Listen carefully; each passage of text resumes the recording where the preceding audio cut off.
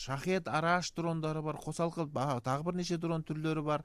Жагалоого жакын келсе, мына FPV-дин де бир шама мүмкүндүгү бар. Әсиресе оптикалык талшыктуу FPV дрондар бир кемени туташ жоймайт албетте, бирок мазалайт, коркутат, паника тугузат. Біз Ресейдің оптикалық талшықты FPV дрондары кейбір жағдайларда 40 шақырымға дейін жеткен. Украинада да сондай FPV дрондар бар. Бұлар Иранға жеткізілмегеніне мен көзім жетпейді. Енді біршама одақтас болып әрекет етіп жүрді. Ресейден алған болуы да ықтимал. Тіпті оптикалық талшықты дронды жасау Иран өнеркәсібі үшін FPV дрон жасау меніңше тым қиын емес.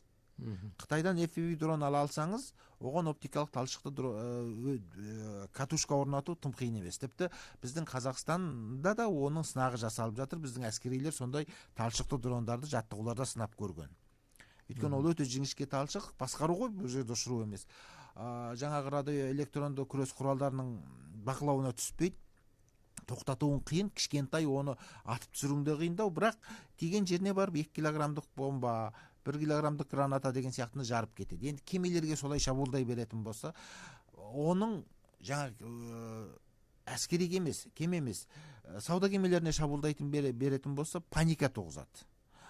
Арандатады. Паника, мысалы, азаматтық саланың капитаны қайта дрон шабуылдайтын болса, өрт шығуы мүмкін, басқарудан айырылуы мүмкін. Ондай жағдайда бұғазда кемелердің соқтығысуы деген сияқты әртүрлі нұсқалар қалыптасуы ықтимал. Сондықтан бұл жердегі Ормузды бұғаттауы бір күрделі жағдайдың басы да болуы мүмкін.